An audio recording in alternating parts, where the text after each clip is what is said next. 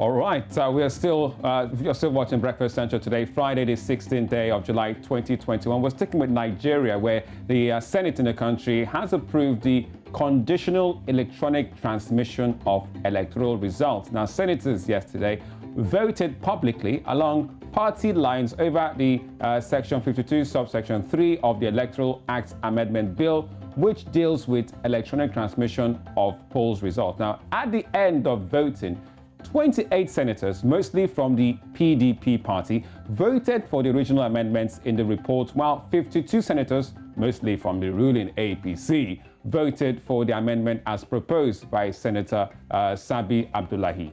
Now, what this means, you may wonder, it simply means in layman's terms that majority of senators voted that INEC may consider electronic transmission provided the national network coverage is adjourned to be adequate and secure by NCC and approved by the National Assembly. All right, it was quite a rowdy session yesterday in the Senate when that was going on. I was also following it with our producer, Joe, almost on radio yesterday. So people are really interested in seeing the motives, I think, of these senators, because at the end of the day, you are representing the voice of the people. This is the electoral amendment bill that we've all come a long way to say finally we're going to have a vote on. And the partisanship, I believe, is what perhaps got people a bit, gutted. Exactly, because at the end of the day, it is for the best of the people, the nation, the population of the people in the country. It's not a situation of, okay, because I belong to this party, then I should resonate with what the generals in that party is saying. It should be for the good of the people. Have we not gone beyond the analog system of voting in Nigeria? I mean, look at other countries, look at other developing countries as well as other developed countries. How has it been? We're coming out, some of the senators are having the school of thought that, look, we don't have the network coverage to penetrate to some of these rural, and that was quite debated yesterday by some of the other senatorial colleagues in there, saying that it because I listened to a lot of analysis about it, and you have people talking about, is it not the same basic network of phone network coverage? You don't need advanced kind of network. That with the kind of network that we have in different parts of Nigeria, it is more than adequate, and that's why you have the NCC coming into this debate that, okay, can they give the approval for this electronic transmission of results or not? And the question about INEC being quite an independent body. Because INEC at the end of the day, the I in the INEC is the independent. Right. So does that take away their independence if they have to get approvals or perhaps resolutions from the NCC, which is the National Commission? So these are the kind of gray areas and debates. But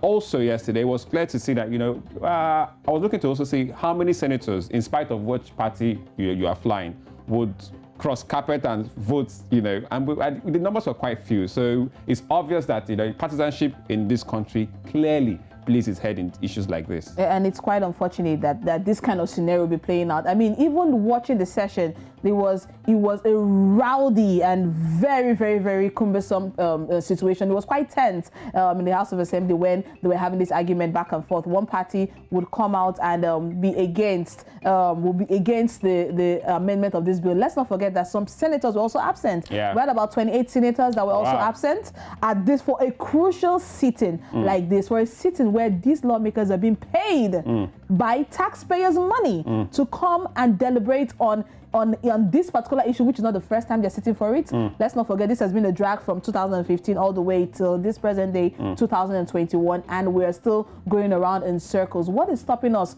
from being electronic? That is the big question. Also, this comes based on a development on Wednesday that the Senate approved the bill to establish the Electoral Offences Commissions Act, under which anyone caught snatching voting materials like the popular ballot box during elections upon conviction is liable to face about 20 years imprisonment without an option for fine. All right, so let's quickly take you through some of the resolutions of this bill, and we'll have it on your screen right about now to really paint a picture for you. All right, so it says at least 5 years jail term or at least 10 million naira fine for party officials/executives who engage in electoral fraud. And there's also other clauses there. It also says 15 years imprisonment for any person involved in the selling of voters' card. Wow. I mean, these are some of the penalties and these are some of the clauses that have been amendment in the electoral bill. We also have any election official who deliberately hinders someone from voting will face at least 10 years in prison. It says at least 15 years imprisonment for any judicial officer who corruptly perverts electoral justice. It's a lot of, clauses. Olisa, we haven't gotten that. We also have the hate speech in this as well, but let's just keep going. 15 years imprisonment for security personnel influencing the outcome of elections. And 6 months imprisonment for disturbing the peace. We really have to really get, some of the time, get people to really talk about it. They said 10 years in jail for defaming candidates. And soliciting votes attracts 5 years jail term or 10 million naira, as it says right here before us. Aha, Olisa, that's it. It says 10 years or 20 million naira fine for hate speech. I'd like to go into that one. Exactly. Someone who uses hate speech to incite ethnic, religious, or racial hatred, social or political insecurity, or violence against anyone or a group of people will face at least 10 years in jail or a fine of at least 20 million naira or both. Or both. Now, this for hate speech. Has hate speech been defined? Well, let's move on. Influencing voters' choice attracts 15 years jail term. That's what it says here. 3 to 5 years in jail for providing false information.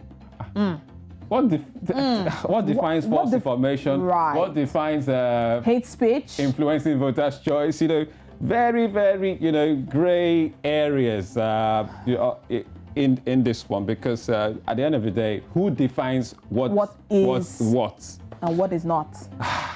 Because the jail terms and the punishments are quite, in bold letters, you can see them there. But the wordings of what it will actually mean to that, I still see a couple of, and that's me just, speaking this time. Because a lot of people also and this is Nigeria. We know how to. That you're saying. Yeah, we know how to really spell this out in, biro and pencil, or pen and paper. It's all looking all wordy and all gloss, but in the nitty-gritty of it all, that it's more like the more you look, the less you see. All right.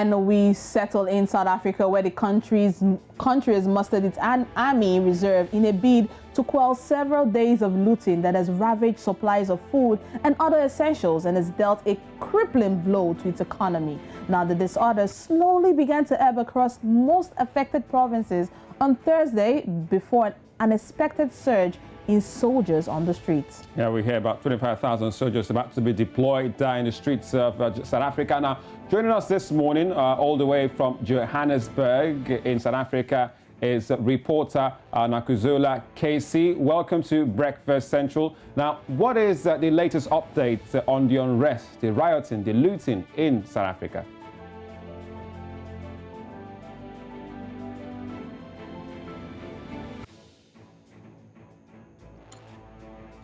About 72 people have been killed during the looting.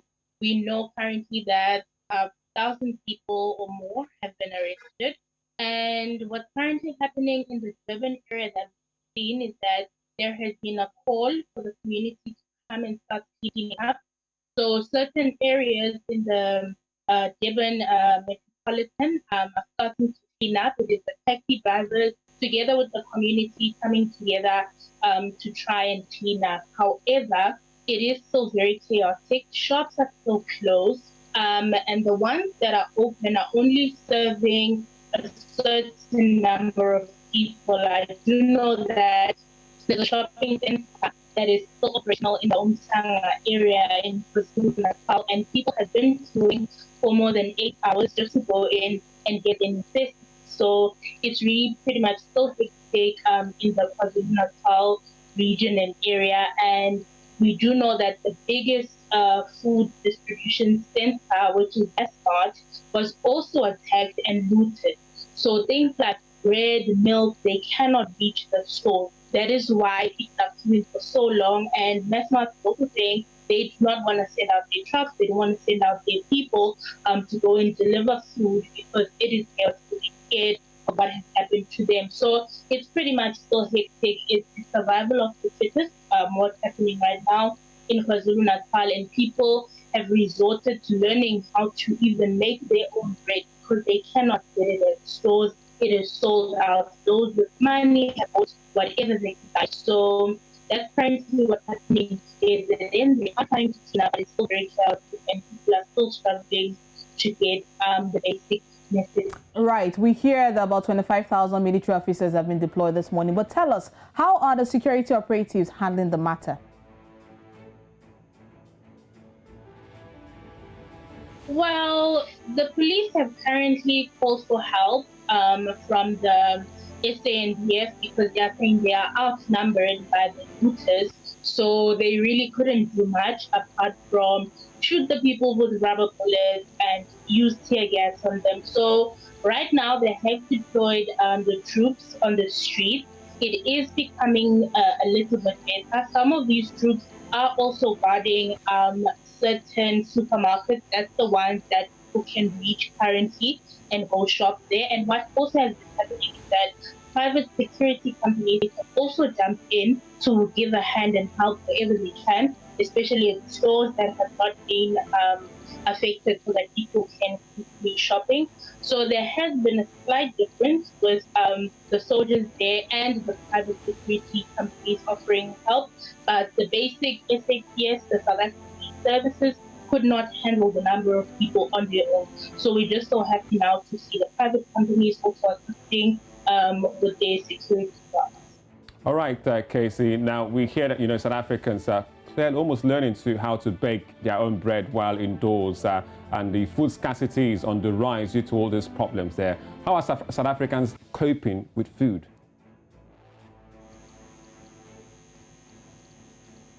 People are very hopeful for better days, but it's really, really tough. Like I said, people are now having to resort to learn how to make bread. But how do you make that bread if you cannot even go out to go buy that flour because there is nothing to buy? Shops are closed. It's really hectic like that. So people are hopeful, but they're anxious. And a lot of people don't know if they still have jobs because most places or most shops that were looted aren't government owned or the big companies, but it's a company that Sarah started for herself and employed 5 or 6 people and they're working. But now that shop has been looted, everything is gone because the people took whatever they could take. Even small salons, they went in and took anything that they take. So people are very uncertain right now. They don't know if they still have jobs. They don't know how they're going to take care of themselves going forward. It's really a tough time. It's really dark. But I've seen that people are very hopeful. Some are writing nice messages to just try and calm, other people down because it really is a tough time. It's sad. South Africans are really going